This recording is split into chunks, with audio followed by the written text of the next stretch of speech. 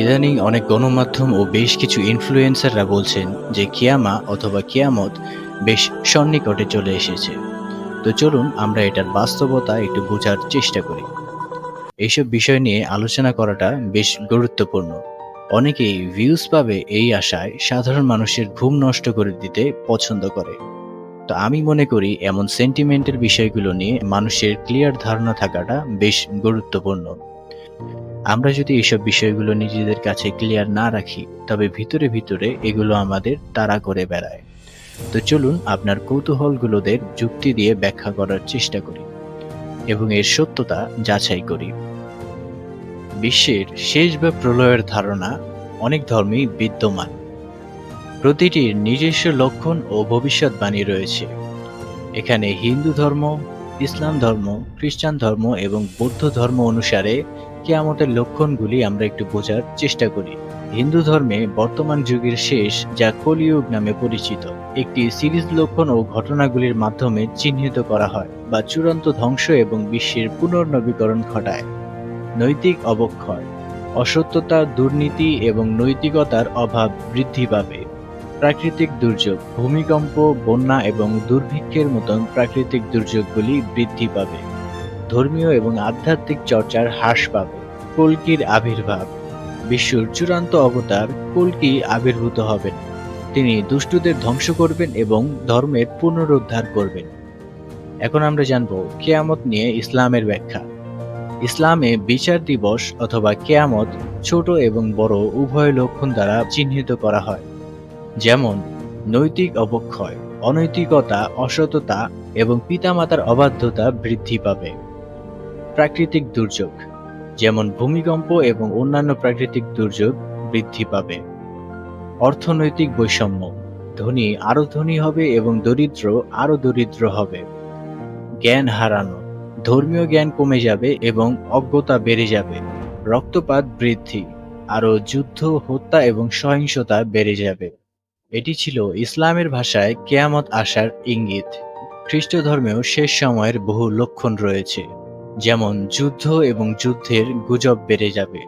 সংঘাত এবং যুদ্ধ বৃদ্ধি পাবে। প্রাকৃতিক দুর্যোগ, ভূমিকম্প, দুর্ভিক্ষ ও মহামারী বেড়ে যাবে। নৈতিক অবক্ষয়, আইনহীনতা এবং ধর্মত্যাগ বৃদ্ধি পাবে। মিথ্যা নবী, অনেকেই খ্রিস্ট বা ঈশ্বরের বার্তাবাহক হিসেবে নিজেকে দাবি করবে। খ্রিস্ট বিরোধী, একটি ব্যক্তিত্ব যে অনেককে ধোঁকা দেবে এবং খ্রিস্টানদের অত্যাচার করবে। পশুর চিহ্ন, মানুষকে কেনাকাটা বা বিক্রয়ের জন্য একটি চিহ্ন রাখতে হবে। যিশুর প্রত্যাবর্তন, যিশু খ্রিস্ট বিরোধী পরাজিত করতে এবং তার রাজত্ব প্রতিষ্ঠা করতে ফিরে আসবেন। এগুলো ছিল খ্রিস্টান ধর্মের মতে কেয়ামত আসার ইঙ্গিত। চলুন জেনে আসি বৌদ্ধ ধর্ম কেয়ামত নিয়ে কি বলে। বৌদ্ধ ধর্মে কেয়ামতের কোনো ধারণাই নেই, তবে ধর্মের পতন এবং চক্রাকারের সময়ের ধারণা নিয়ে কথা বলা আছে। নৈতিক অবক্ষয়, নৈতিক আচরণ এবং নৈতিকতার হ্রাস পাবে। শিক্ষা হারানো, বুদ্ধের শিক্ষাগুলোই মানুষ ভুলে যাবে। আয়ু হ্রাস পাবে, মানুষের আয়ু উল্লেখযোগ্যভাবে কমে যাবে। সংঘর্ষ এবং দুর্ভোগের বৃষ্টি, আরও যুদ্ধ, দুর্ভোগ ও প্রাকৃতিক দুর্যোগ বৃদ্ধি পাবে। মৈত্রেয় বুদ্ধ, ভবিষ্যতের বুদ্ধ, মৈত্রেয় আবির্ভূত হবে শিক্ষাগুলি পুনর্নবীকরণ এবং ধর্ম পুনরুদ্ধার করতে। প্রত্যেক ধর্মের কিয়ামতের উপর অন্যান্য দৃষ্টিভঙ্গি রয়েছে। নির্দিষ্ট লক্ষণ ও ঘটনাগুলি উল্লেখ করে যা এমন যুগের আগমনকে সংকেত দেয়। এই ভবিষ্যৎবাণীগুলি প্রায়শই নৈতিক এবং আধ্যাত্মিক সতর্কতা হিসেবে কাজ করে। বিশ্বাসীদের তাদের ধর্ম শিক্ষাগুলি মেনে চলতে হবে এবং এই গুরুত্বপূর্ণ ঘটনাগুলির জন্য প্রস্তুত হতে উৎসাহিত করে। আচ্ছা, আমরা যদি লক্ষ্য করি অলমোস্ট প্রায় প্রত্যেকটা ধর্মের কথার সাথে মিল আছে। সাম্প্রতিক এমন অনেক ঘটনাই ঘটেছে। তবে কি সত্যি অতি শীঘ্রই কিয়ামত শুরু হতে যাচ্ছে? তো চলুন এ বিষয়ে আমরা আরেকটু জানার চেষ্টা করি। বর্তমান বিশ্ব ও পরিস্থিতি, প্রাকৃতিক দুর্যোগগুলি অনেকের কাছে একটি গুরুত্বপূর্ণ পরিবর্তন বা বিচার দিবসের লক্ষণ হিসেবে বিবেচিত হচ্ছে। সাম্প্রতিককালে প্রাকৃতিক দুর্যোগ, ভূমিকম্প, বন্যা এবং অন্যান্য প্রাকৃতিক বিপর্যয় বৃদ্ধি পেয়েছে। উদাহরণস্বরূপ ২০২৩ সালে তুরস্ক ও সিরিয়ার বিধ্বংসী ভূমিকম্প এবং বিশ্বের বিভিন্ন স্থানে মারাত্মক বন্যা অনেকের কাছে কিয়ামতের আলামত হিসেবে বিবেচিত হচ্ছে। কোভিড-19 মহামারী ব্যাপক মৃত্যু এবং বিপর্যয় ঘটিয়েছে, যা অনেকেই কিয়ামতের লক্ষণ হিসেবে মনে করছে। কারণ হাদিসে মহামারীকে একটি লক্ষণ হিসেবে উল্লেখ করা হয়েছে। সাম্প্রতিক সময়ে অনৈতিকতারও বেশ বৃদ্ধি পেয়েছে। অসততা ও পারিবারিক কাঠামোর ভাঙনের বৃদ্ধি প্রায় কিয়ামতের লক্ষণ হিসেবে উল্লেখ করা হয়। অর্থনৈতিক বৈষম্য, ধনী ও দরিদ্রের মধ্যে ক্রমবর্ধমান পার্থক্য ইসলামিক শিক্ষায় ভবিষ্যদ্বাণী করা একটি লক্ষণ।